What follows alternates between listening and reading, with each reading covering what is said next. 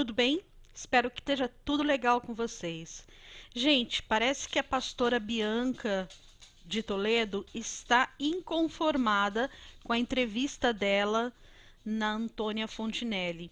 E depois de a Antônia ter dito o que pensa, piorou ainda, porque ela voltou e disse muito mais coisas do que ela pensa da Fontinelli. Ela disse coisas abertas e disse coisas veladas também.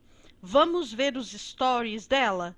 Antes eu peço que você deixe o seu gostei aqui no canal, é extremamente importante pra gente.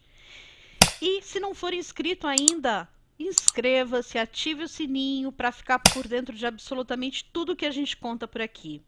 Vamos comigo? Tem muita gente vindo aqui pra falar que a Antônia Fontinelli fez vídeos no Instagram dela falando sobre mim, enfim, de um jeito muito agressivo. Gente, é o seguinte, isso não é uma questão pessoal. A Antônia tem o jeito dela de falar, quem segue ela já sabe disso. Acredito que ela não tem realmente nada contra mim, eu também não tenho nada contra ela. Eu acho que muitas vezes os próprios seguidores ficam gerando intriga, sabe? Pra querer ver uma briga, uma confusão. Eu não tenho absolutamente nada contra Antônia Fontinelli. Nada. Quando eu disse que o vídeo foi editado, não foi porque eu quis dizer que ela manipulou a entrevista, nada disso. Eu quis dizer que as pessoas me perguntaram: você não ia levar provas, você não ia levar documentos, você não ia levar. E aí eu falei: eu levei as coisas. Mas por algum motivo, talvez a entrevista estava muito longa, foram as partes que ela achou que eram redundantes ou que não eram necessárias. As minhas divergências com relação a Antônia são divergências como pessoa.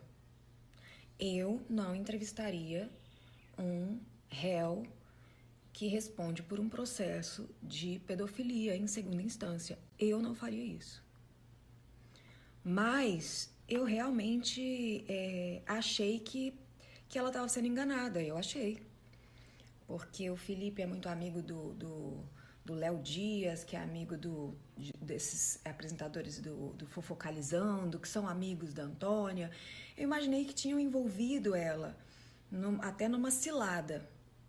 E nós temos muitos amigos em comum, e esses amigos em comum me falaram: Bianca, vai lá porque estão enganando ela.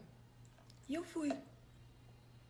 A minha surpresa foi, depois de mostrar todos os documentos, citar todos os documentos, colocar ali à disposição. Tive, infelizmente, que falar do meu primeiro casamento, porque isso também é um assunto que as pessoas ficam falando na internet sem saber absolutamente nada sobre isso. Falei sim que o Renato me cobrou uma indenização por ter cuidado de mim enquanto eu estava em coma. E eu acho isso erradíssimo. Eu acho que o fato dele ter ficado no hospital 4 meses enquanto eu estava no CTI era o papel dele como marido. E as coisas que ele fez enquanto eu estava no CTI ninguém sabe. Então, é muito complicado as pessoas quererem usar desse assunto agora, porque é um assunto que está sendo falado, sem saber absolutamente nada da história, sem saber absolutamente nada dos fatos, sem conhecer as pessoas envolvidas. Isso não é um assunto que nenhum youtuber deveria se aventurar a falar sem saber muito bem o que está falando. As pessoas hoje na internet, elas querem visualização, elas querem. Eu sempre tive vergonha. Vergonha da minha vida sentimental, vergonha do que eu passei no meu primeiro casamento. Mas a partir do momento que o Felipe e o Renato se juntam para me denegrir, poxa, é uma covardia isso. Aí realmente eu não tenho nada que esconder de ninguém. Aí eu tenho que me posicionar e me defender. Então, se estão usando meu nome, eu tenho que esclarecer. Eu nunca traí o Renato, eu nunca traí o Felipe, eu nunca adulterei. Eu acho leviano dizer essas coisas sem ter provas. Eu acho uma falta de respeito. Eu acho uma falta de escrúpulo. Só que tava todo mundo muito acostumado com a Bianca calada. Não, pode falar o que você quiser, porque a Bianca ela não se defende, não. Ela fica só orando, jejuando. Realmente, eu fico orando e jejuando. Mas chega uma hora que a gente tem que falar, né? Então, queridos, é o seguinte: o Renato era adúltero, o Renato era promíscuo, o Renato era viciado em pornografia, o Renato era viciado em swing. Não foi só comigo que ele fez isso com a primeira esposa, fez isso comigo, fez isso com a terceira. Ele vive às custas das mulheres com quem ele se casa e ele prejudica essas mulheres. Só procurar no YouTube tem vídeo dessas mulheres. Mas eu não. Tem 10 anos que eu me separei do Renato. E eu sofro com a omissão dele, como um pai completamente ausente, que nunca pagou pensão, que nunca ajudou na criação, que nunca protegeu, e que quando o filho dele precisou, ele também se omitiu. Mas quando ele saiu de casa, que ele decidiu que ele queria o divórcio, que ele pediu o divórcio, inclusive no gabinete pastoral do pastor Josué Valandro, ele não estava preocupado. Não estava preocupado comigo, não estava preocupado com o bebê. Só que ele saiu de casa querendo indenização, porque ele disse que eu só estava viva por causa dele, porque quem tinha acompanhado o meu coma era ele. E nem eu, nem o meu pastor na época, nem minha família, ninguém concordou com isso. Não tem legitimidade na lei uma pessoa querer indenização por ter acompanhado uma esposa em coma num CTI, gente. Isso só mostra o caráter dessa pessoa. Só que pra que eu tenho que falar isso? Hoje eu tenho que falar, porque infelizmente as pessoas estão usando dessa história para me denegrir. Mas esses anos todos não fazia sentido eu ir falar sobre a cura que Deus fez na minha vida e dizer, olha... E quando eu conheci o Felipe, eu falei pra ele que eu tinha tido um primeiro casamento muito difícil e que era uma pessoa muito complicada e que me perseguia.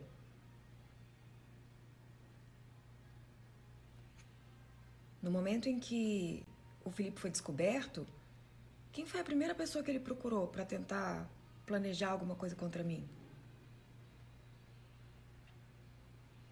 A mãe do Felipe me disse, se você denunciar o meu filho, eu vou atrás do seu primeiro marido e você vai se arrepender de ter nascido. Então, queridos, essa é a verdadeira e a real versão dos fatos. Eu me calei sim, porque por muitos anos esse assunto doía. Mas não dói mais. Então, queridos, deixando claro, eu nunca falei em momento nenhum, em mensagem nenhuma, em palestra nenhuma, que eu fui abandonada no hospital. Tá bom? Tem vídeos agora atuais no YouTube de lives, de conversas. Infelizmente esse assunto precisou e precisa ser esclarecido. Eu me separei 3 vezes durante o meu primeiro casamento. Sempre pelo mesmo motivo, por causa da promiscuidade dele, por causa da falta de responsabilidade e o desejo de não trabalhar, ser uma pessoa encostada. Mas realmente, divórcio é um tema polêmico, cheio de superstição, dentro do ambiente cristão, evangélico, e esse nunca foi um assunto que eu tive a chance de esclarecer. Já por uma questão cultural, quando se fala em divórcio, o problema sempre volta para cima da mulher, no ambiente religioso, mas nós sabemos que em caso de adultério e violência, a palavra de Deus, ela dá legitimidade para que a mulher refaça a vida dela. E eu estou firmada na palavra de Deus.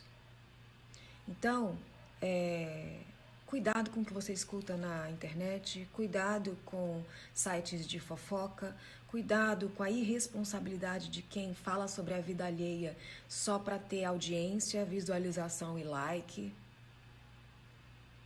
Porque isso é muito irresponsável quando você não sabe exatamente do que se trata. Então, agora com relação ao que a Antônia falou, o fato dele ter trocado minha fralda, ele ajudou a trocar minha fralda. No primeiro mês que eu estava em casa, realmente, eu tive uma falência renal de 4 meses. Voltei para casa bem fragilizada, bem dependente. E ele não tinha sido um bom marido. Nunca foi. Mas quando eu estava em coma, inconsciente, ele fazia para as pessoas que era. Eu desafio as mulheres que já foram casadas com um homem manipulador, abusivo, que cometeu violência patrimonial, violência psicológica, que te difama, que te calunia. Falem pra mim, como é que é ser casada com uma pessoa assim? A pessoa casou 2 vezes, casou 3 vezes. Você tava lá? Você viu como foi? Porque se você estivesse lá, você ia falar, nossa, glória a Deus, como que Deus te deu esse livramento e ainda te deu a chance de tentar de novo. Quando eu cheguei em casa, vocês vão assistir as lives que estão no meu Facebook, no meu YouTube. Tem 2 lives lá, atuais. E eu tenho muitas testemunhas do que eu tô falando. Quando eu cheguei em casa, eu precisava usar fralda, eu tava de cadeira de roda. E durante 4 meses, o Renato ainda ficou em casa. Com muita dificuldade. Porque as responsabilidades começaram a chegar, eu já não estava mais em coma, e eu pedi para ele trabalhar. E para ele isso foi a maior ingratidão da minha vida. Sendo que não era só naquele momento, ele nunca trabalhou. Só que eu estava de cadeira de roda. Quem ia sustentar a minha casa? Minha família? Como sempre. Ele ajudou a trocar os curativos nos primeiros 2 meses. Depois eu aprendi a trocar sozinha. Só que com 4 meses ele saiu de casa. Eu ainda fiquei 2 anos com a barriga aberta. Sozinha. É legal ficar tripudiando em cima da história das pessoas, né? Sem saber do que se trata.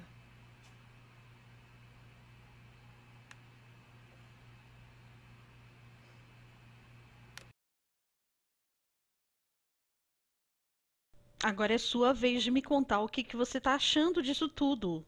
Não esquece de deixar um gostei no vídeo. Super obrigadinha. Um beijo, até breve.